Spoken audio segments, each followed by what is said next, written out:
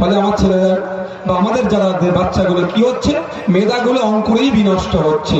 আর এদিকে বিপ্লব বাবু বড় বড় ভাষণবাজি করছে, এই কারেঙ্গা ত্যান কারেঙ্গা।